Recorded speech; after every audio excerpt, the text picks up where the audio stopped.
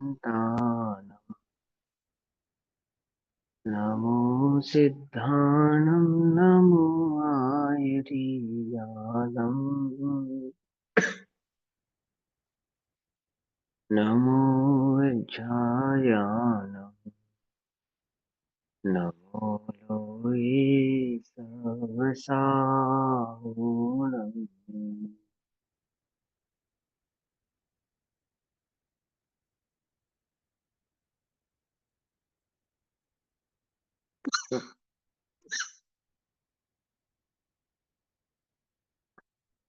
नमः समेसाराय भूत्याच कासते चित्स्वभावाय भावाय सर्वभावान्तरच्छिदे।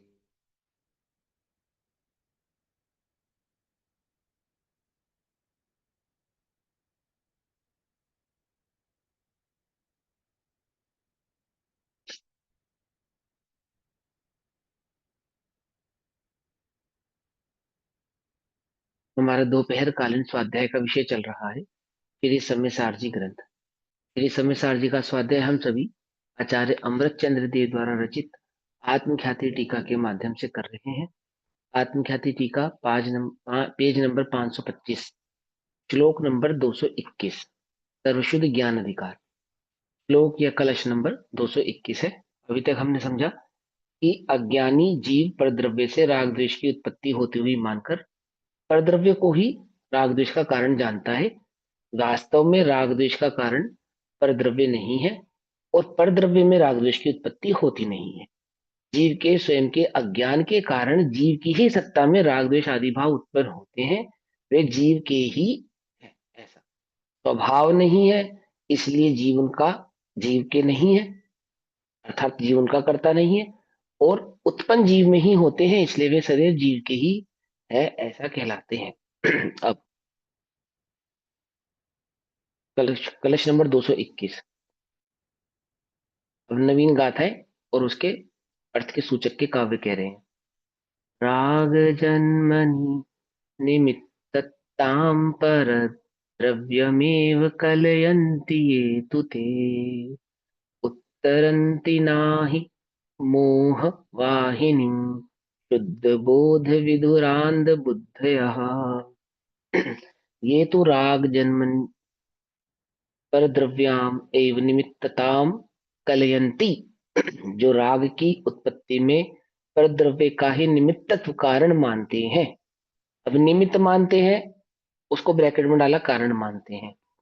क्या कहते हैं कि जो राग की उत्पत्ति में परद्रव्य का ही निमित्तत्व अर्थात निमित्तपना मानते हैं, अपना कुछ भी कारणत्व नहीं मानते हैं, पर का ही निमित्तत्व मानते हैं, निमित्तपना मानते हैं, पर के पर से ही उत्पन्न होता है ऐसा मानते हैं और अपना कोई कारण उसमें मानते नहीं है। ते शुद्ध बोध विधुर अंध बुद्धि, वे जिनकी बुद्धि शुद्ध ज्ञान से रहित अंध है, ऐसे अर्थात जिनकी बुद्धि शुद्ध नय के विषयभूत शुद्ध आत्म स्वरूप के ज्ञान से रहित अंध है, ऐसे मोह वाहिनी ना ही उत्तरंती, मोह नदी को पार नहीं कर सकते। वाहिनी माने नदी। वे क्या कर सकते हैं? मोह नदी को पार नहीं कर सकते। मोह वाहिनी ना ही उतरंती, उसके पार उतर सकते नहीं है। कौन जीव मोह के पार नहीं उतर सकते? जो राग द्वेष आदि की उत्पत्ति का कारण पर को मानते हैं, पर द्रव्य को मानते हैं, पर के निमित्त के कारण उत्पन्न हुआ है ऐसा मानते हैं, और अपना स्वयं का दोष उसमें कुछ मानते ही नहीं है। वे कभी भी क्या नहीं कर सकते? अपने मोह रूपी अंधकार का नाश नहीं कर सकते, मोह रूपी नदी को पार नहीं कर सकते। एक शुद्ध नय का विषय भूत आत्मा अनंत शक्तिमान चैतन्य चमत्कार मात्र नित्य अभेद एक है। हम्म।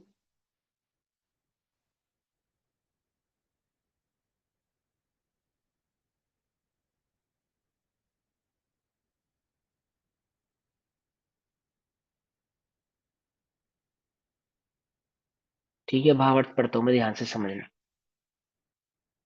शुद्ध नय का विषय आत्मा अनंत शक्तिमान चैतन्य चमत्कार मात्र नित्य अभेद एक है।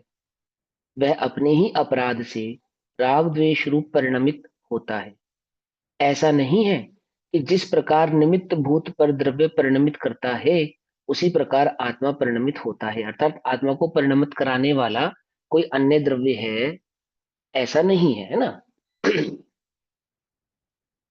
और उसमें आत्मा का कोई पुरुषार्थ ही नहीं है। जिन्हें आत्मा के ऐसे स्वरूप का ज्ञान नहीं है वे यह मानते हैं कि पर द्रव्य आत्मा को जिस प्रकार परिणमन कराता है उसी प्रकार आत्मा परिणमित होता है। क्या कहते हैं, देखो सुनो। इस कलश के अंदर और आने वाली गाथाओं के भाव के अंदर आपको जो एक मूल बात समझनी है वो मैं आपको इंडिकेट कर देता हूं, और ये कलश और इसके आगे की गाथाएं आपको समझ में आएंगी। आचार्य कहना चाहते हैं कि शुद्ध नय के विषय भूत, अर्थात शुद्ध नय से देखने पर आप ये समझो, शुद्ध नय से, अशुद्ध नय नहीं, शुद्ध नय व्यवहार नहीं, निश्चय नय। क्या कह रहे हैं वो शुद्ध नय से? वो शुद्ध नय से कह रहे हैं कि आत्मा में राग द्वेष उत्पन्न आत्मा के स्वयं की परम भूल के कारण ही होते हैं। क्या कहा? हाँ दीदी बोलो, कुछ कह रहे हो आप? डालने दीदी नहीं, सुनो। शुद्ध नय के कारण, यानी कि शुद्ध नय से समझा रहे हैं कि इस आत्मा में, अपने आत्मा में जो राग द्वेष उत्पन्न होते हैं, तो ऐसा नहीं कह सकते आप कि देखो कर्म के निमित्त से उदय होते, ये तो है ही नहीं। पर कोई कहे कि व्यवहार से हम ऐसा कहते हैं, आत्मा में राग द्वेष आदि उत्पन्न हुआ है, ये हम व्यवहार से कहते हैं, तो कहते हैं ऐसा नहीं, ऐसा नहीं। उसका मूल कारण है, स्वाभाविक कारण है। शुद्ध नय से हम कहते हैं कि आत्मा में जो राग द्वेष उत्पन्न हुआ है, वो राग द्वेष उत्पन्न होने का कारण आत्मा की स्वयं की अपनी निजी भूल है, और पर का उसमें किसी भी प्रकार का कोई हस्तक्षेप नहीं है।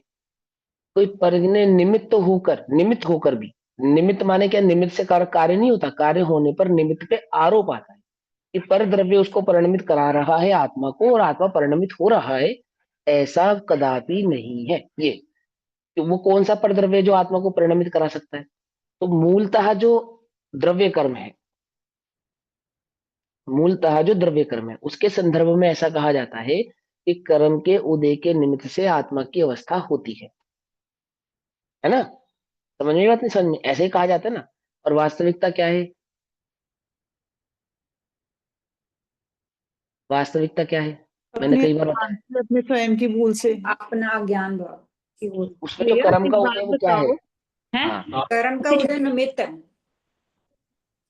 उसमें कर्म के उदय निमित्त है, ठीक है, समझ गया मैं आपकी बात। हाँ दीदी, क्या बात बतानी है? पूछो, भैया क्वेश्चन क्या है? भैया, अभी आपने बोला कि शुद्ध नय का विषय अशुद्ध नय नहीं लिया आपने, तो क्यों नहीं लिया हम्म, आपने उसमें अभी आत्मा में जो राग बताऊंगा। द्वेष उत्पत्ति का कारण शुद्ध नय, हाँ तो वो क्यों अशुद्ध लिया ने, आपने? हाँ बताऊंगा बताऊंगा। नहीं, वो आपने शुद्ध दीदी, नय बोला ना। हाँ तो बताऊंगा ना क्यों बोला। कर्ता कर्म संबंध समझा रहे हैं, इसलिए शुद्ध ने बोला कि आत्मा के में होने वाले परिणमन, जो परिणाम है, परिणमन है, उस परिणमन का कर्ता कोई अन्य द्रव्य नहीं है, इसलिए उसको शुद्ध ने कहा।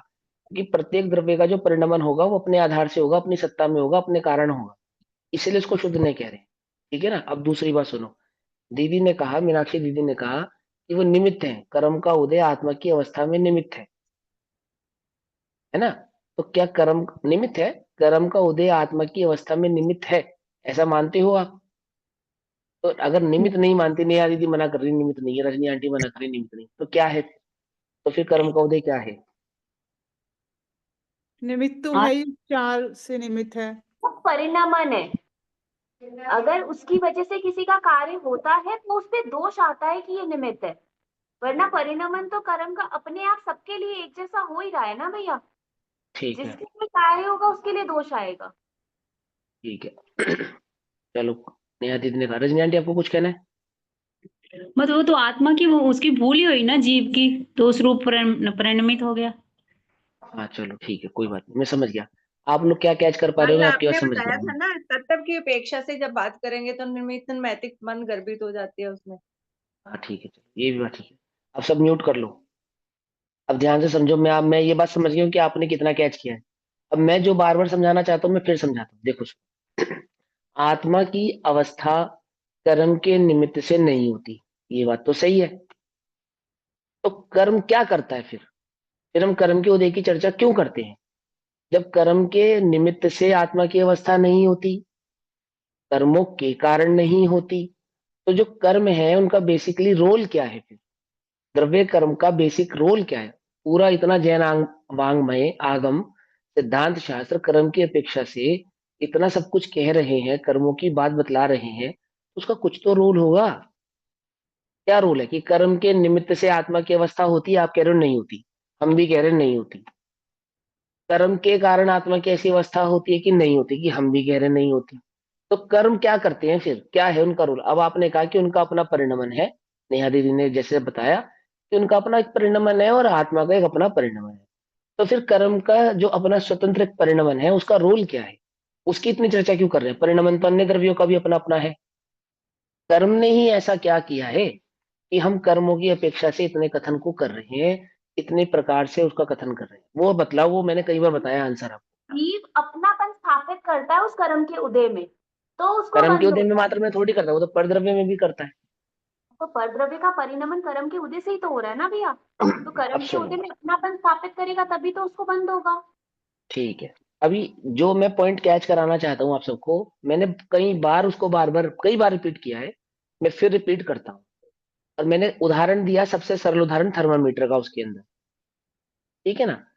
कर्म का उदय जीव की अवस्था करता नहीं है, कर्म का उदय जीव की अवस्था को बताता है। क्या कहा? इस जीव की क्या अवस्था है, मेरी क्या अवस्था है इस समय, ये कैसे पता लगेगा? अब जीव अपेक्षा से देखने पर तो सिद्ध समान हूं मैं। अगर जीव अपेक्षा से देखूंगा तो सिद्ध समान हूं मैं, मुझ में और सिद्ध भगवान में क्या अंतर है? कोई अंतर नहीं है। तो भी मेरी क्या अवस्था है उसको कौन बतलाएगा? कर्म। कर्म बतलाएगा। कर्म के कारण मेरी अवस्था नहीं होती, कर्म के निमित्त से मेरी अवस्था नहीं होगी, परंतु मेरी अवस्था को कर्म बतलाते हैं। थर्मामीटर के कारण बुखार नहीं होता और थर्मामीटर में बुखार नहीं होता, पर थर्मामीटर करता क्या है? बुखार बतलाता है। अब आई समझ में बात? नहीं समझ में आई?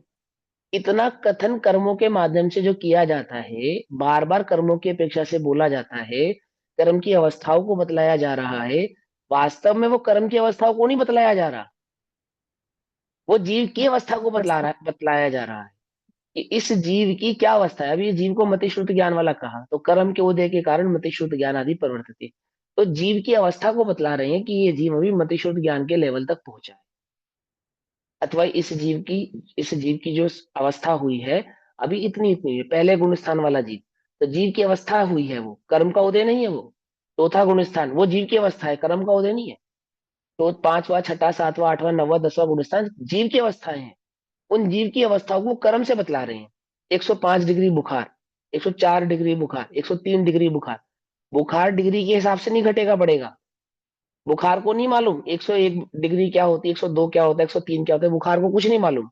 बुखार तो बुखार रूप से परिणमित हो रहा है। समझ में बात नहीं समझ में आ रही? जीव में बुखार तो बुखार के आधार से परिणमित हो रहा है, बुखार को कुछ नहीं पता कि मुझे मापने की भी कोई मशीन है और वो मशीन मुझे किस डिग्री की में मापती है, लीटर में मापती है, डिग्री में मापती है, बुखार को नहीं मालूम कि मैं जब भी मापा जाऊंगा, जब डिग्री में मापा जाऊंगा या लीटर में मापा जाऊंगा या किलो में मापा जाऊंगा, कैसे मापेंगे बुखार? कि हमने एक पैमाना बनाया है कि हम बुखार को सेल्सियस में या डिग्री में इन चीजों में मापेंगे, उसका मापदंड करेंगे। क्यों बतलाया? कि इस जीव को की अवस्था कैसी है, पहले कितनी खराब थी, अब कितनी सुधर गई है, और अथवा आगे कितनी बिगड़ गई है, ये सारी अवस्थाओं को वो बुखार का मापने का जो पैमाना है वो बतला। कुछ बात समझ में आ रही है नहीं आ रही है?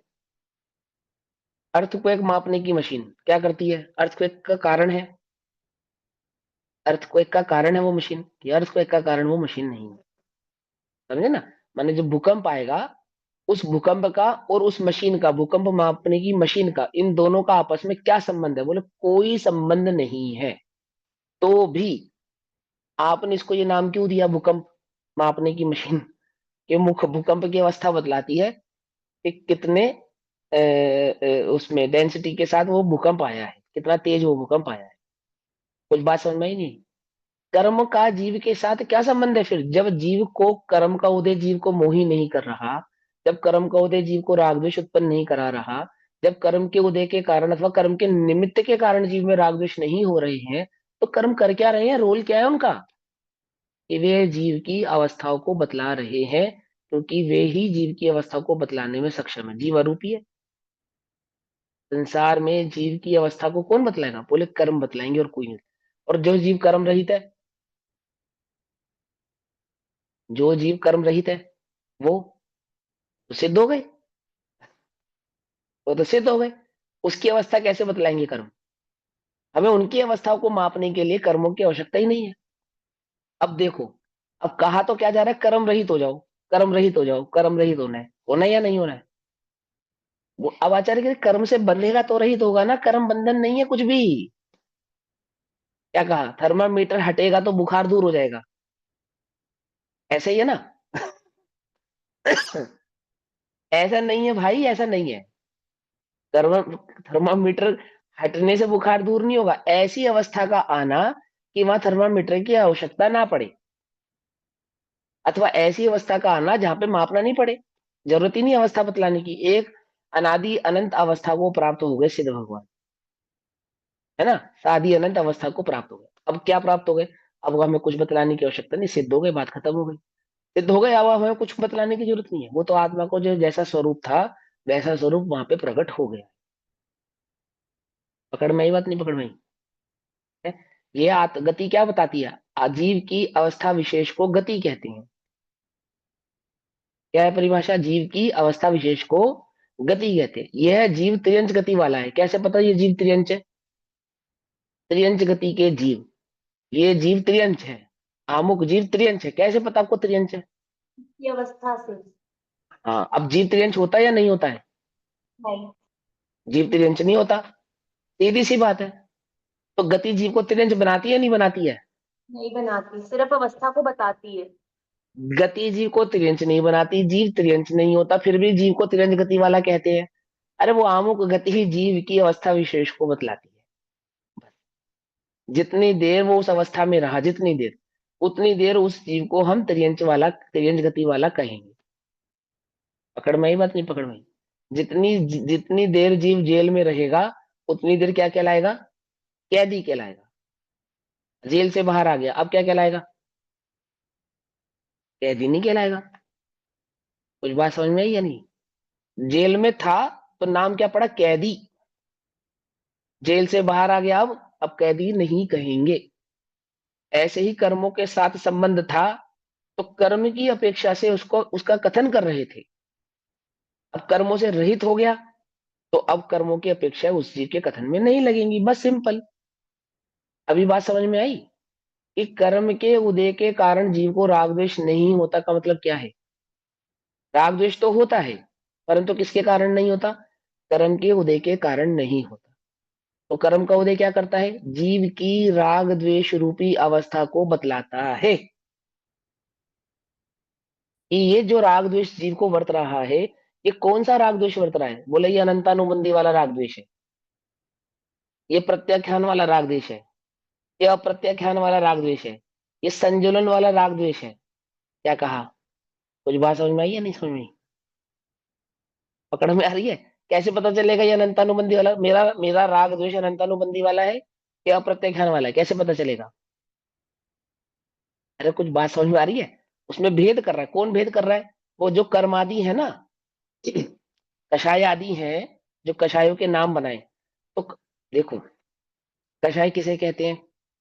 कि जो पुद्गल द्रव्य है, जो पुद्गल द्रव्य के परमाणु प्रदेश परमाणु है, उनमें कषाय नहीं होती, कषाय जीव में होती है। और जीव की कषाय को वो पौद्गल परमाणु बतलाते हैं। अनंतानुबंधी कर्म की जो प्रकृति है, अनंतानुबंधी कषाय जो है, वो जो कषाय का उदय आया, अनंतानुबंधी कषाय का उदय आया, तो जो उदय में आ रहा है वो वास्तव में पौद्गलिक परमाणु है। क्या है वे? पौद्गलिक परमाणु। देखो, ये थर्मामीटर है, ये थर्मामीटर है। अभी मर्क्यूरी, ये व्हाइट पोर्शन है ना, ये मर्क्यूरी है। ये मर्क्यूरी डाउन लेवल पे बैठा है। अब इसका जो जीव बुखार है जिसको, उसके साथ इसका संसर्ग हुआ, ये संसर्ग हो गया उसके साथ। अब इस मरकरी का क्या होगा? उदय, उदय, उदय। इसके अब ये उदय रुका 104 पे जाके उदय रुक गया, मरक्यूरी का उदय 104 पे जाके रुक गया। अब इस जीव को कितना बुखार है? 104। तो इसके उदय के कारण इसको 104 हुआ ना? क्यों? ये मरक्यूरी के उदय के कारण इस जीव को 104 बुखार, ऐसा नहीं है ना? इसका 104 बुखार मरक्यूरी का उदय बतलाएगा। कुछ बात समझ में आई या नहीं आई? अनंतानुबंधी कर्म के उदय के कारण आत्मा में अनंतानुबंधी है, ऐसा नहीं। आत्मा का जो अनंतानुबंधी भाव है वो अनंतानुबंधी कर्म का उदय बतलाएगा। बात समझ में आ रही है नहीं समझ में आ रही? आत्मा के अनंतानुबंधी परिणाम को, आत्मा की अनंतानुबंधी अवस्था को अनंतानुबंधी कर्म का उदय बतलाता है कि ये आत्मा अभी अनंतानुबंधी कषाय वाला है। आई बात समझ में? अर्थात अज्ञानी है। परिणामों के ऊपर दृष्टांत लगा के बताना। बता तो रहा हूँ, जीव का अनंतानुबंधी वो परिणाम, परिणामी अनंतानुबंधी। एग्जाम्पल बताओ कैसे बनेगा? एग्जाम्पल ही है ये, जैसे मान के चलो किसी जीव को क्रोध का उदय आया फॉर एग्जाम्पल, तो हमें मुझे क्रोध का परिणाम आया, मैं क्रोध कर रहा हूँ, तो वो जो क्रोध हुआ मुझे, जो भी मुझे क्रोध वर्त रहा है वो कर्म के उदय के कारण वर्त रहा है ना? ऐसा नहीं है। वो क्रोध नामक कषाय का जो जो जीव का स्वयं का मेरा परिणाम है, अपना परिणाम है, वो परिणाम मुझे कषाय भाव से जो उत्पन्न हुआ है मेरी अज्ञानता के कारण अथवा मेरे चारित्र की अवस्था के कारण। चारित्र गुण किसका है? मेरा। दर्शन गुण किसका है? मेरा। उस दर्शन में अज्ञानता जो वर्त रही है, मेरे ज्ञान गुण किसका है? मेरा। तो ज्ञान, दर्शन और चारित्र ये तीनों गुण किसके हैं? मेरे हैं। ज्ञान गुण में अज्ञानता के कारण, दर्शन गुण में जो मुझे पर में आसक्ति उत्पन्न होती है, पराभाव, पर में एकत्वपना प्रकट हुआ, किसके कारण? मेरे ही अज्ञान के कारण मुझे पर भाव में एकत्वपना भाषित हुआ। उस एकत्वपना भाषित होने पर मेरी अवस्था, मेरा आचरण कैसा है? प्राणमुख है। उस प्राणमुख अवस्था में अब बाहर में जो परिणमन होगा, बाहर का परद्रव्य का जो भी परिणमन होगा, वो परिणमन किसी कर्म के उदय के कारण नहीं होगा, वो पुद्गल का परिणमन है। वो पुद्गल का परिणमन है, उसमें किसी कर्म का उदय नहीं है। फॉर एग्जाम्पल, ये खराब हो जाए, ये ब्लूटूथ खराब हो जाए, तो मेरे कर्म के उदय के कारण होगा ना, क्योंकि ये मेरा ब्लूटूथ है। क्या कह रहे हैं? बोलो। ये पुद्गल का परिणमन होगा। मैं अपनी मर्जी से इसको इस सही सलामत चलते चलते को फेंक दूं, मुझे इसकी आवश्यकता नहीं, मैं नया ले आया चलता चलता, अब ये जिंदगी में कभी खराब नहीं हो पाएगा, क्योंकि मेरा मोह तो इससे छूट चुका है और कर्म के उदय का इस पे आरोप आएगा नहीं, तो अब ये कभी खराब होगा या नहीं होगा? क्योंकि कर्म के उदय से खराब होगा ना, ये तो मेरे कर्म के उदय का निमित्त है ना इसको खराब होने में। तो परिणमन से खराब होगा। पुद्गल का परिणमन है वो, उसको कर्म का उदय के कारण थोड़ी ये खराब होगा, परंतु इसके खराब होने में जो मुझे राग द्वेष होगा, वो मेरे इसके खराब परिणाम। होने में वो मेरे परिणाम है, उन परिणामों को कर्म का उदय बतलाएंगे, कर्मों से मापा जाएगा। क्यों हुआ भाई ऐसा? मुझे मुझे मुझे दुख क्यों हो रहा है? बोले कर्म के उदय के कारण हो रहा है। कुछ बात समझ मेरे में आई? परिणामों तेरा से जो हो रहा है। वो वास्तव में मेरे परिणामों से हो रहा है, वो वास्तव में मेरी अज्ञानता के कारण हो रहा है, वो वास्तव में मेरी भूल से हो रहा है। अब भूल मैं पहचानता नहीं, परिणामों की मुझे खबर नहीं, स्वरूप को मैं जानता नहीं, कुछ भी नहीं मालूम मुझे इस विषय में, तो क्या कहेंगे? भाई मेरे पाप कर्म के उदय के कारण ये आमुक वस्तु, मेरी आमुक वस्तु खराब हो गई। इसके ये कारण जो आरोप हो गया ना फिर, क्या? बोलो बोलो बोलो, समझो ध्यान मतलब से, बहुत बहुत मेहनत करनी पड़ेगी समझने में। बोलो, बताओ क्या नहीं, कह ये तो रहे उद्गल का हैं? एक एक करके, परिणामन है ना। हाँ, एक एक करके, एक एक करके। हाँ नेहा दीदी बोलो। ये जो हम जीव की अवस्था की बात कर रहे हैं, ये भाव कर्म और द्रव्य कर्म पे लगेगा और नो कर्म पे तो सिर्फ परिणमन लगेगा ना।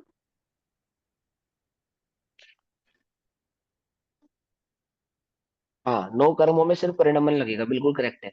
लेकिन नौ कर्मों के परिणमन में भी आरोप तो आएगा ही ना। क्यों आरोप आएगा? क्योंकि उसे ही को देखकर जीव राग द्वेष का परिणाम कर रहा है, उसी को अपनापना माना। जैसे शरीर है, इस शरीर में अपनापन किसने स्थापित किया है? जीव ने। जीव ने किया है, एक बात। दूसरी बात, इस शरीर की जिस जो भी प्रकार की अवस्था मुझे प्राप्त हुई है, जिस भी प्रकार की अवस्था, वो किसके कर्म के उदय के निमित्त से प्राप्त हुई है? मेरे ही द्वारा बांधे गए कर्मों के उदय के निमित्त से ही तो प्राप्त हुई है ना।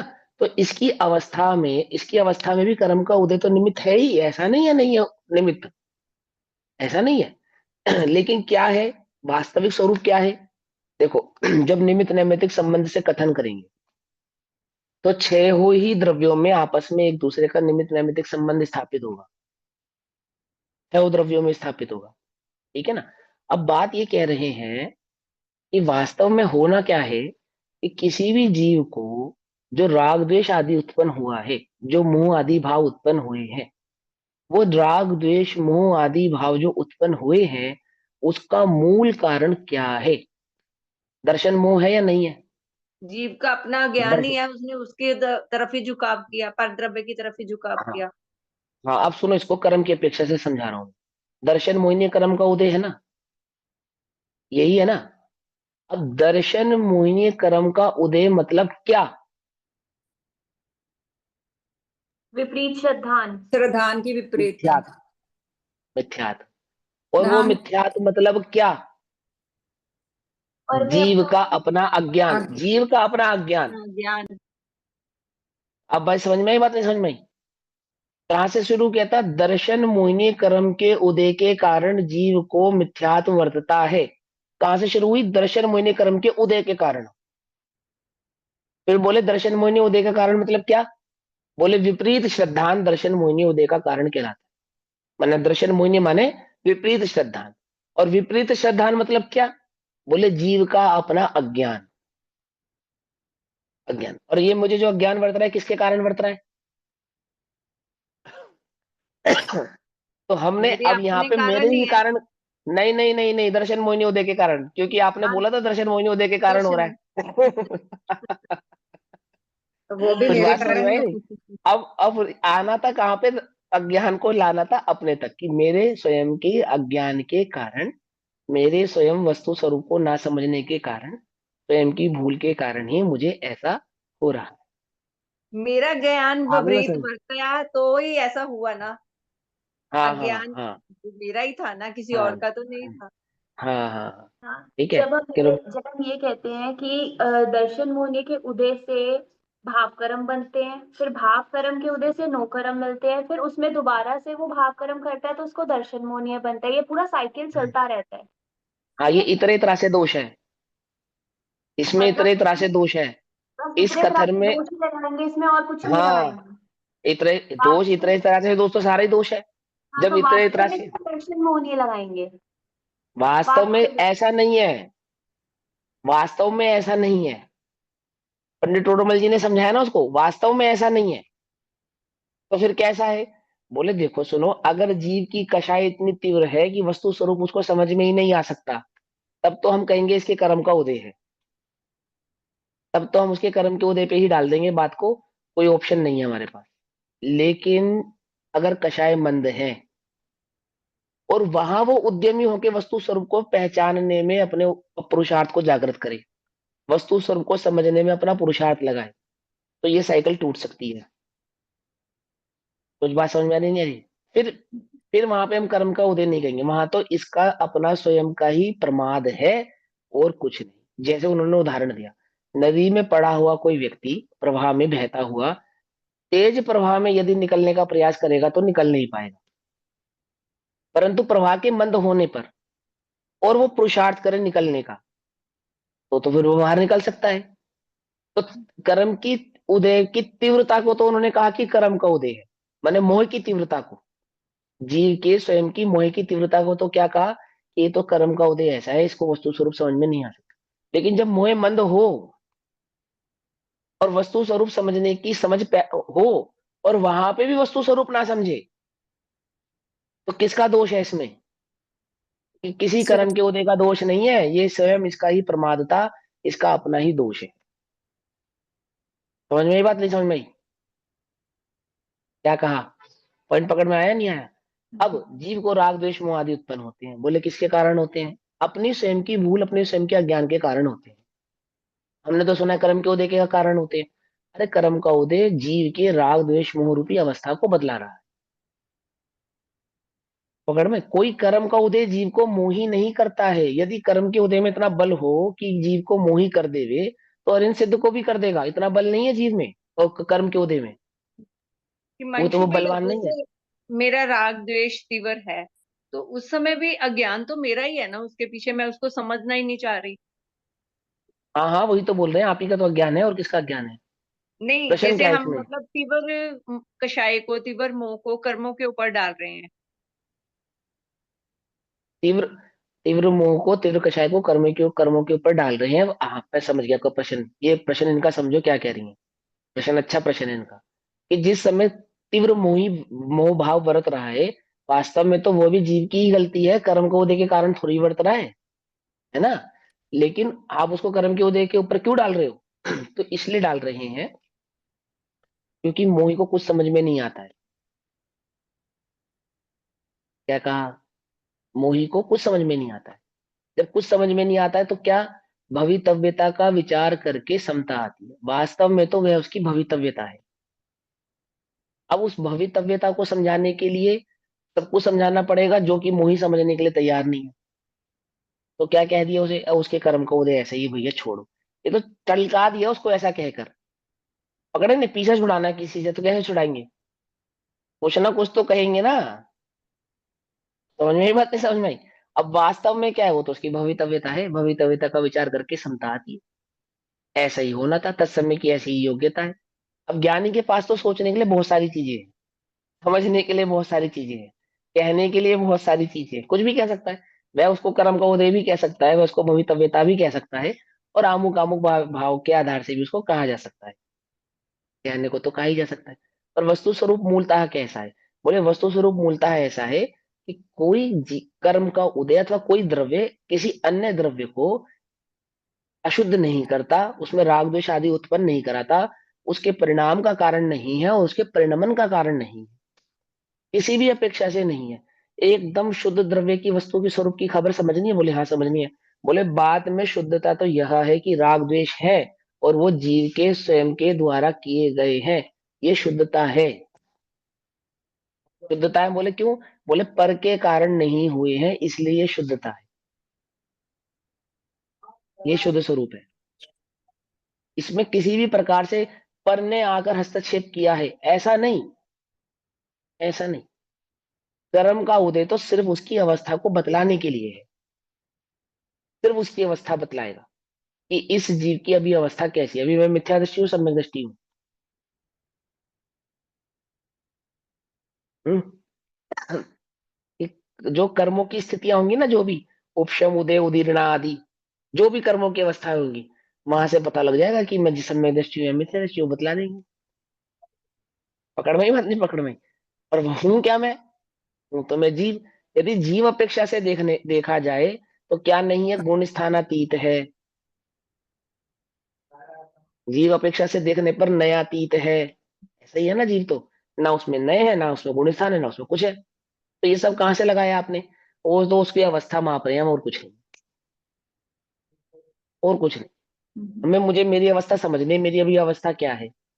आपने तो मुझे बतला दिया, मैं जीव हूँ, सिद्ध समान हूँ, सिद्ध स्वरूप सदा पद मेरो, ये आपने तो मुझे ही समझा दिया। अब मैं क्या अपने को सिद्ध मान लूं? कि मान ले तो बहुत अच्छी बात है, और मानने के लिए तो ये जानना भी पड़ेगा, है ना। जानता है तो अपने आप को, कि नहीं मैं तो अपने आप को नहीं जानता। तो फिर जब मैं सिद्ध समान हूं, मैं अपने आप को नहीं जानता, ऐसा कैसे? तो ये मेरी सारी अवस्थाएं मुझे बतलाएंगी। और इन अवस्थाओं का कारण क्या था? कि तेरे स्वयं का अज्ञान, तेरे स्वयं का राग द्वेष, तेरी स्वयं की भूल। अभी बात समझ में आई नहीं? अभी हमें सम्यक दर्शन प्रकट नहीं हो रहा, फॉर एग्जाम्पल। तो क्यों नहीं हो रहा? भाई ये कर्म का उदय ऐसा ही है, इसलिए नहीं हो रहा। बोले तेरे स्वयं की पुरुषार्थ की कमी के कारण नहीं हो रहा है, समझे? अभी तुझे तत्व स्वरूप, तत्व वस्तु स्वरूप समझ में नहीं आया है। वस्तु स्वरूप को समझने के लिए तो उद्यम ही नहीं हो रहा है। ऐसा हो ही नहीं सकता कि तू वस्तु स्वरूप को समझने में अपने उपयोग को लगाए और सम्यक दर्शन प्रकट ना हो, ऐसा नहीं होता। पंडित टोडरमल जी ने क्या कहा? एक ही पुरुषार्थ करो, तत्वाभ्यास तत्वाभ्यास तत्वाभ्यास, बस एक पुरुषार्थ है तुम्हारे पास, और कोई पुरुषार्थ नहीं है। फिर क्या होगा? आप हो आप प्रकट होगा। सम्यक दर्शन तो आप हो आप प्रकट, करण लब्धि तो कोई वस्तु है नहीं, आप वो प्रकट होती है। तेरा वो पुरुषार्थ तो एकमात्र तत्व निर्णय करना है और कुछ नहीं। कुछ बात समझ में आ रही है, नहीं समझ में आ रही? क्या है तत्व निर्णय, क्या है पुरुषार्थ? कि टोटल फोकस मेरा स्वरूप कैसा है उसको समझने में लगाना। राग द्वेष नहीं करना, ये भी तत्व का अभ्यास है। पर वस्तु से अपनी बुद्धि को हटाना, ये भी तत्व अभ्यास है। पर में जो आसक्ति है उसको घटाना, ये तत्व अभ्यास है। तत्व अभ्यास का मतलब सिर्फ ये नहीं होता मैं जीव हूं, ये आश्रव है, ये बंध है, ये संबर है, ये निर्जरा है, ये मोक्ष है। आत्मा में भगवान, आत्मा में भगवान, इसका नाम मात्र तत्व अभ्यास नहीं है। इसका नाम मात्र तत्व अभ्यास नहीं है। मैं तो ज्ञाता दृष्टा हूं। पर में जो आसक्ति है, आसक्त भाव है, परिणाम है, गेलुब्धता, वो घटाए तो तेरा सच्चा तत्व अभ्यास है ना। पर में जो एकत्व भाव तूने धारण किया है, उस एकत्व पने को, अपने मोह को कम करे, तोड़े, उसको तोड़ने का पुरुषार्थ करे, वह तत्व अभ्यास है ना। कुछ बात समझ में नहीं आ रही है? अब क्या है इसका मतलब? जब हम पर में आसक्ति को घटाते हैं, ये लुब्धता कम करते हैं, अपने मोह को घटाते हैं, तो आपो आप जो हमारा जीवन है वो चरण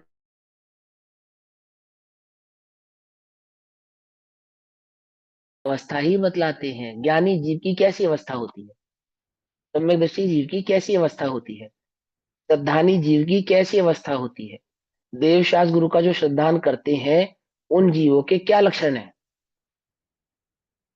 कैसे मालूम चलेगा कि ये जीव, अमुक जीव देवशास्त्र गुरु का श्रद्धानी है? कैसे पता चलेगा? बोलो भैया, लोक में कैसे मालूम चलता है कि ये अंकल जी मुल्ला जी हैं? एक पहचान है ना उनकी, है या नहीं है? ये डॉक्टर है, कैसे पता लगता है ये डॉक्टर है? ऐसे ही ये देव शास्त्र गुरु का श्रद्धानी है।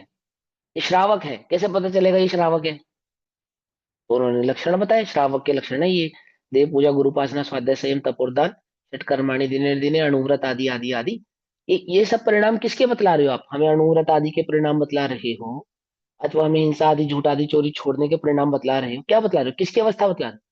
मोक्ष मार्गी जीवों की अवस्था बतला रहे हो। 28 मूल गुण आदि किसकी अवस्था बतला रहे हैं? मुनिराजों की अवस्था बतला रहे हैं। ये जो मुनिराज होते हैं वो कैसे होते हैं? हमें कैसे पता चलेगा ये मुनिराज, आमुक मुनिराज सच्चे हैं और आमुक मुनिराज झूठे हैं? क्योंकि आत्मज्ञानी तो जगत में, आत्मज्ञानी तो जगत में सर्दी के समय हीटर में और गर्मी के समय एसी में भी प्राप्त होते हैं। क्या? क्या कहा? समझ में आई बात? नहीं समझ में आई? ये गुरु सच्चे गुरु हैं, ये झूठे गुरु हैं, कैसे पता चलेगा? हम तो आत्मज्ञानी। आत्मा की बात करना सरल है, लच्छेदार बातों में फंसा लेगा कोई भी, उसमें क्या दम है? वो कहेंगे लक्षण है, लक्षणों से पहचाना जाएगा। बोले क्या लक्षण है? ज्ञानियों के जो लक्षण है वो अलग हैं। मतलब जो ज्ञानी अगर पहचान करे ज्ञानी की, उनके पास अपने लक्षण है। और सामान्य अज्ञानी या जिनका सूक्ष्म बहुत अधिक नहीं है, उनके क्या, वो कैसे पहचानेंगे कि ये श्री गुरु है? किसी भी मूर्ति को अरिहंत नहीं कहेंगे। कैसे नहीं कहेंगे? क्यों नहीं कहेंगे? क्या लक्षण है उसके? किसी भी शास्त्र को जिन धर्मी जिन वचन नहीं कहेंगे। क्यों नहीं कहेंगे? क्या लक्षण है उसके? समझ में आई बात? नहीं समझ में? ऐसे किसी को भी गुरु नहीं कहेंगे। क्या लक्षण है उसके?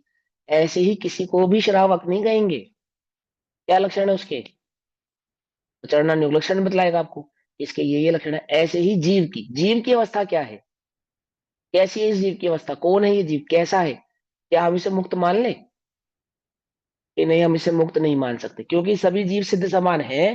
तो भी संसार में आमुक आमुक जीवों को हम मुक्त नहीं मान सकते। बोले क्यों नहीं मान सकते? क्योंकि अभी इनकी ऐसी ऐसी अवस्थाएं हैं। वो अवस्थाएं कौन बतलाएगा?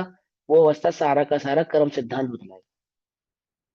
अब हम तुमसे कहेंगे कि कर्म मत करो। कर्म मत करो का मतलब क्या है? कर्म मत बांधो का मतलब क्या है? कर्म की निर्जरा करो का मतलब क्या है? कोई कर्मों ने तुझे संसार में रोका है ऐसा नहीं। कर्मों के बंधन से बंध के तू संसार में रुक गया है ऐसा नहीं। वहां कर्म बंधने का जो मूल कारण तेरा अज्ञान भाव है, जिसको कर्म बंध कहते हैं, उस अज्ञान को दूर करना ये तेरा कार्य है। वो दूर कर तू। और उसको दूर करने में पुरुषार्थ किसको करना पड़ेगा? कि तुझे स्वयं को ही करना पड़ेगा। कोई अन्य करेगा नहीं तेरे लिए। कोई अन्य तेरा पुरुषार्थ करेगा नहीं। पकड़ में आई बात? नहीं पकड़ में आई? अब मैं किसके भरोसे बैठा हूं? भरपूर सुखी कर दोगे तुम, ये सोचे सन्मुख खड़ा रहा। है ना? दादा की पूजा है ना, दादा की पूजन की लाइन है ना, भरपूर सुखी कर दोगे तुम, ये सोचे सन्मुख खड़ा रहा कि भगवान सुखी कर देंगे मुझे। तो वो कह रहे नहीं, ऐसे होगा ही नहीं, ये परिपाटी ही नहीं है, इस तरीका ही नहीं है, ऐसे नहीं होगा। तुझे तेरे अपराध से मुक्त होने के लिए स्वयं ही पुरुषार्थ करना पड़ेगा। अब ये निर्णय करा रहे हैं तुमको आचार्य देव इस कलश में और आगामी गाथाओं में। क्या निर्णय करा रहे हैं? वो ये कह रहे हैं, अब समझना ध्यान से, शुद्ध नय का विषय आत्मा अनंत शक्तिवान, चैतन्य चमत्कार मात्र, चिदानंद या चैतन्य चमत्कार, ये चैतन्य मात्र, भाव मात्र, नित्य, अभेद, एक है। एक, वह अपने ही अपराध से, क्यों? क्योंकि अनंत शक्तिवान है ना, कोई उसको पकड़ के घेर घोट लेगा ऐसे नहीं। घेर घोटना समझते हो? उत्तर प्रदेश की कहावत है घेर घोटना। अनंत शक्तिवान है ना वो, ऐसे ही पकड़ के कोई उसको पकड़ लेगा, किडनैप कर लेगा और जैसा चाहे उससे परिणमन करा लेगा, ऐसा नहीं है। वह तो अनंत शक्तिवान है ना। और चैतन्य चमत्कार मात्र है, अर्थात अरूपी है, अस्पर्शी है, कर्मों में स्पर्श नाम का गुण है, आत्मा स्पर्शी है, स्पर्श वाला अस्पर्शी को बांध सकता नहीं। समझ में, बात नहीं समझ में आई? अस्पर्शी है, अनंत शक्तिवान है, नित्य है, क्या? वह अपने ही अपराध से राग द्वेष रूप परिणमित होता है। ऐसा नहीं है कि जिस प्रकार निमित्त भूत पर द्रव्य परिणमित कराता है, अर्थात जिस प्रकार कर्मादि का उदय परिणमित कराता हो और उसी प्रकार आत्मा परिणमित हो जाए, ऐसा नहीं है। ऐसा नहीं है। आई बात समझ में? क्यों भैया, इतना गुस्सा क्यों करते हो कि भैया मेरे कर्म का उदय है, मैं तो सिद्ध समान हूं, मैं तो ज्ञाता दृष्टा हूं, ऐसे ही है ना? बोले भैया ऐसा नहीं है, और उसमें आत्मा का कोई पुरुषार्थ ही नहीं है। मतलब कोई ऐसा माने कि आत्मा का तो कोई पुरुषार्थ नहीं है राग द्वेष आदि भाव करने में। जिन्हें आत्मा के ऐसे स्वरूप का ज्ञान नहीं है, कैसे स्वरूप का ज्ञान? कि आत्मा सर्वशक्तिमान है, आदि है, नित्य है, अभेद है, एक रूप है, ऐसा जो आत्मा का चैतन्य चमत्कार भाव, अर्थात जिन्हें आत्मानुभूति नहीं है, आत्मा के स्वरूप की खबर नहीं है, वह अपनी ही भूल से आत्मा किसको मानते हैं? इस शरीर आदि में अपनापन धारण करके उसे मैं हूं ऐसा मानते हैं।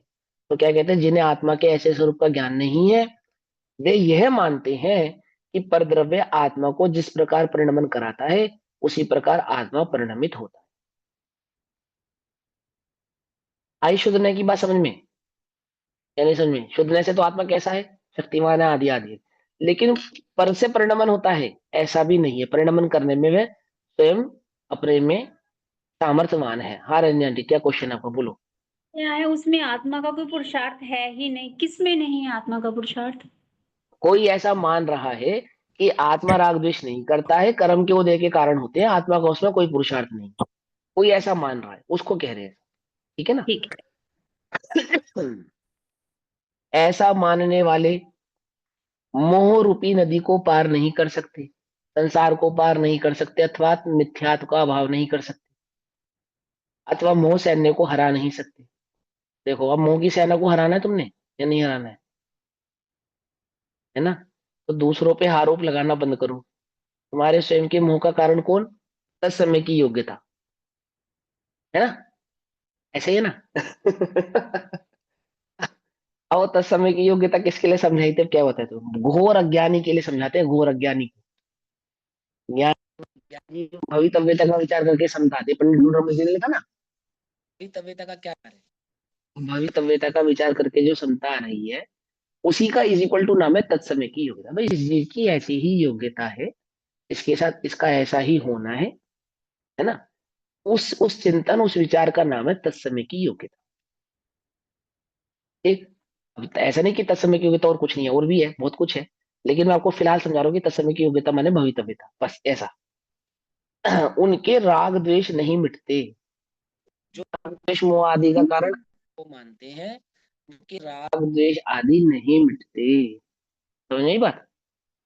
क्योंकि राग द्वेष करने में यदि अपना पुरुषार्थ हो तो वह उनके मिटाने में भी हो सकता है। समझ में आई बात?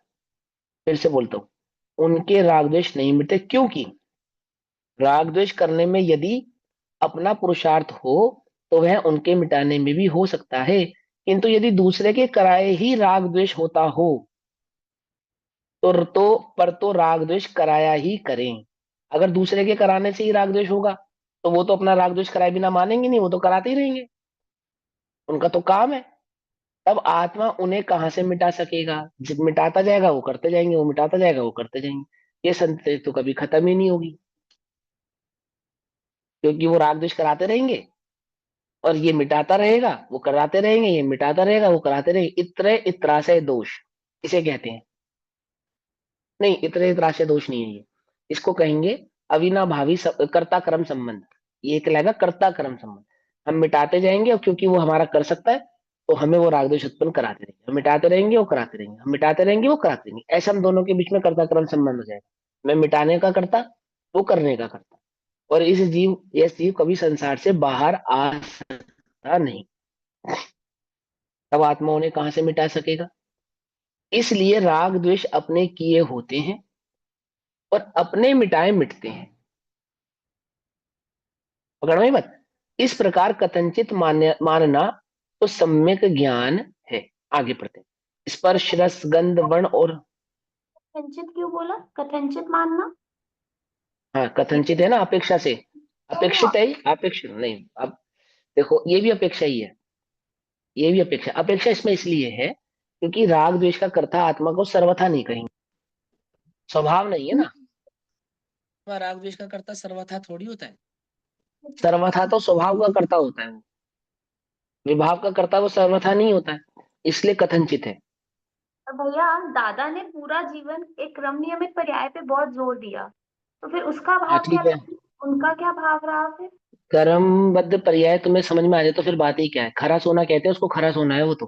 कर्मबद्ध पर्याय ये सब समझने, ये सब भी कर्मबद्ध को ही समझा रहे हैं, आपको हर चीज समझा रही है कर्मबद्ध तो। कर्मबद्ध का मतलब ये नहीं है कि जीव जब मर्जी जो राग द्वेष आदि का करता है, कर्मबद्ध का मतलब ये नहीं है। कर्मबद्ध का स्वरूप समझ कर तो संसार में जो तुम्हारा ये भाव अटक गया है ना कि मैं ये करूं, अभी ये भी सब करना है, इतना करना है, और जब तक मैं करूंगा नहीं तब तक कार्य नहीं होगा, इससे निर्भर होने के लिए कर्मबद्ध समझना बहुत जरूरी है। क्योंकि बिना निर्भर हुए आत्मोन्मुख आत्मसन्मुख हुआ नहीं जा सकता। तो कर्ता कर्म संबंध है ना सवार। उसमें कथनचित आत्मा राग द्वेष का कर्ता हम लेंगे, क्योंकि अगर हम क्रम नियमित पर्याय लगाते हैं तो क्रम नियमित का ये हो गया ना कि सब कुछ योग्यता अनुसार ही होगा, इसमें हमारे बोझा करने लायक कुछ भी नहीं बचा। तो फिर राग द्वेष जो हो रहे हैं, जो सब कुछ हो हम्म, रहा है, उसको क्रम नियमित पे नहीं डालेंगे। दीदी सुनो मेरी बात। कर्म नियमित पर्याय या कर्मबद्ध को नहीं समझने के कारण ही राग द्वेष हो रहे हैं। हाँ वो ठीक है, मैं वही बोल रही हूँ कि ठीक है ना? हाँ हम उसको फिर क्रम नियमित, जैसे दादा ने इतना जोर देके पूरा जीवन बोला क्रम नियमित, तो मैं ये कह हाँ। रही हूँ कि जो राग द्वेष हो रहे हैं उनको क्रम नियमित पे नहीं डालेंगे, वो आत्मा की अपनी योग्यता के अनुसार डालेंगे, और बाकी नहीं, जो वो भी बाहर का मन हो रहा है सुनो वो सुनो सुनो डालेंगे। सुनो, है तो वास्तव में वो भी कर्मबद्धी है, हम उसका निषेध नहीं कर रहे हैं। लेकिन आपको ये देखो, सुनो, जगत में जो भी हो रहा है वो सब कर्मबद्ध है। आत्मा में राग द्वेष आदि हो रहे हैं वो भी कर्मबद्ध है, ठीक है ना, ये भी कर्मबद्ध है। लेकिन मुझे कर्मबद्ध समझ में आ गया नहीं समझ में आया, कैसे पता लगेगा? कर्मबद्ध पढ़ना और कर्मबद्ध समझना ये दोनों में अंतर है। हमने हमने कर्मबद्ध को पढ़ा और पढ़ के हमने किसकी पुष्टि करी? अपने पुरुषार्थ की राग पुष्टि करी या प्रमाद की पुष्टि करी? अपने प्रमाद की पुष्टि करें। हाँ, तो बोले प्रमाद की पुष्टि करने का मतलब कर्मबद्ध नहीं है, कर्मबद्ध समझ में नहीं आया है। पुरुषार्थ की पुष्टि हुए उसका नाम कर्मबद्ध है, कर्मबद्ध समझना है। कर्मबद्ध कहने का पीछे जो तात्पर्य रहता है वह जीव को निर्भर करना था। अभी तुम जब जब भी आत्मा के उन्मुख होने की कोशिश करते हो, उसके सन्मुख जाने की चेष्टा करते हो, तो तुम्हारे सर पे कर्ता कर्म संबंध सवार हो जाता है। क्या सवार हो जाता है? अभी ये करना, अभी ये करना, अभी ये करना, अभी ये करना, अभी अभी ऐसा होना, वैसा, तब वहां ऐसा हो गया, वहां ऐसा हो गया, यहाँ ऐसा। ये जितना तुम्हारे सर पे बोझा चल रहा है ना, ये हो गया, ये हो गया, ये हो गया, ये होना चाहिए था, ये होना चाहिए था, अथवा यह भी कि आज तो मैं सम्यक दर्शन करके ही उठूंगा, ऐसा भी। फॉर एग्जाम्पल, क्या कह रहे कि सहज ज्ञाता नहीं रह पाता, किसका? ना अपने परिणामों का, ना सारे जगत का, विश्व में कण भर का भी ज्ञाता नहीं रह पाता। क्यों नहीं रह पाता? क्योंकि किसी ना किसी रूप में किसी ना किसी को किसी ना किसी का कर्ता मानता है, इसलिए वो क्या नहीं हो पाता? सहज ज्ञायक ज्ञाता चैतन्य भाव मात्र में स्थिर नहीं हो पाता। तो कर्मबद्ध पर्याय तो जीव को कर्ता कर्म संबंध के भार से छुड़ा रही है कि तू किसी का कर्ता नहीं है, कुछ भी तेरे वश में नहीं है, तेरे करने से कुछ होना नहीं है। अपने कर्तव्य बुद्धि को छोड़ छोड़ दे, क्योंकि जो भी परिणमन हो रहा है वो कर्मबद्ध पूर्वक सहज रूप से हो रहा है, होने योग्य ही हो रहा है। थवा योग्य थाय छे, गुरुदेव कहते थे, समझे ना? थवा योग्य थाय छे, होने योग्य ही होता है, किसी के करने से नहीं होता है। तो मैं करूं, इस भार को तोड़ती है कर्मबद्धता, कर्तव्य बुद्धि को तोड़ती है कर्मबद्धता, ना कि प्रमाद को पुष्ट करती है। अब कर्मबद्धता क्या प्रमाद की पुष्टि? अगर तुम कहोगी राग द्वेष भी कर्मबद्धियां है, तो है, वास्तव में है। क्या कर्मबद्ध है? कि अभी वही भवितव्यता का विचार करके समता आती है। तेरे कर्मबद्ध में ऐसा ही है कि तुझे अभी समय दर्शन प्रकट होना नहीं है, तुझे अभी इसका अभाव, संसार का अभाव होना नहीं है। तभी तुझे कर्मबद्धता से क्या समझ में आता है कि राग द्वेष आदि भी कैसे हैं। कुछ बात समझ में आई नहीं? कर्म क्यों देखे कारण हो, वो पुरुषार्थ इसका अपने ज्ञायक पुरुषार्थ में स्थिर नहीं हो पा रहा। कर्मबद्ध समझाया था ज्ञायक पुरुषार्थ में स्थिर होने के लिए। अभी अपने घर में कोई प्रोग्राम करते हैं, तो घर के प्रोग्रामों में सबको अपना अपना काम बांट देते हैं। तो क्यों बांट देते हैं? निर्भर होने के लिए तो बांटते हैं ना। जो काम हमने तुमको दे दिया उससे हम निर्धारित हो गए, और जो काम हमारा जो काम है अब हम वो करेंगे। अब हमें किसी दूसरे का काम नहीं करना ना, क्योंकि हमने वो आमू कामू काम अन्य अन्य में बांट दिया है। तो अब यहाँ कर्मबद्ध ने सबके सारी चीजें हमको समझा दी। अब इसमें जीव का काम क्या है? क्या था जीव का काम? ज्ञायक चैतन्य ज्ञायक भाव मात्र में स्थित रहता, ज्ञाता दृष्टा रहता, ये जीव का काम था। अब वो काम तो उसने किया ही नहीं कर्मबद्ध समझने के बाद भी। मुझे बात समझ में नहीं आई? वो काम तो उसने किया ही नहीं। क्या कर रहा है वो अभी भी? क्या कर रहा है? अभी भी पर के काम में हस्तक्षेप कर रहा है, क्योंकि राग द्वेष किसका नाम है? राग द्वेष किसका नाम है? कर्म बद्ध में राग द्वेष कर्म के उदय के कारण होते हैं, ऐसा नहीं। वहां पे भी राग द्वेष की करने का कारण तो जीव स्वयं ही है ना। और ये जीव अभी भी राग द्वेष में ही परवर्त रहा है। क्यों? कि वो कर्म बद्ध में मुझे राग करना लिखा था, इसलिए मैं राग कर रहा हूँ। अरे कर्म बद्ध में राग करना लिखा था, भगवान कह रहे हैं तू पर में तेरी एकत्व बुद्धि है, उसके कारण राग उत्पन्न होता है। कर्म बद्धता के कारण राग उत्पन्न होता है, ये आचार्य भगवान कह रहे हैं। कि पर में एकत्व के कारण राग उत्पन्न होता है, ये कह रहे हैं। और कर्म बद्धता पर में एकत्व को तोड़ रही है, या पर में एकत्व को स्थापित कर रही है?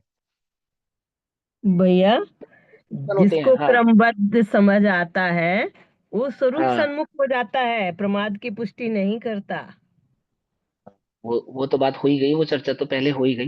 वो तो हाँ। उनका जो प्रश्न है उसको उसको उत्तर दे हाँ, रहा हूँ मैं उसका, उन्हीं के है ना? प्रश्न के उसमें कह रही हूँ, हाँ, उन्हीं के संदर्भ हाँ, में कि जो बताइए। राग द्वेष हो रहे हैं हम्म, वो होते रहे, तो ये तो फिर हम्म, प्रमाद की मेरा पुष्टि है, यही अज्ञानता, मानना था। अज्ञानता की पुष्टि हो रही है। नहीं, मैं बस ये हाँ, समझना चाहती थी कि क्रमबद्ध जो लगाना है वो पुरुषार्थ पे लगाना है, और जो राग द्वेष लगाना है वो अपने प्रमाद के कारण लगाना है, बस यही लगाना है। मैं जो बस यही कर्मबद्ध समझना है, चाहती थी। ना वो पुरुषार्थ पे लगाना है ना वो कहीं लगाना है। कर्मबद्ध सिर्फ निर्भर होने के लिए चिंतन किया जाता है कर्मबद्धता का, उसको कहीं लगाना नहीं है।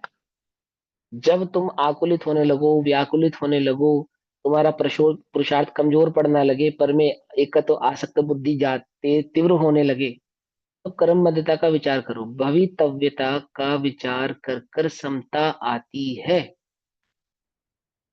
समता आती है। समता की हमें आवश्यकता कब पड़ती है?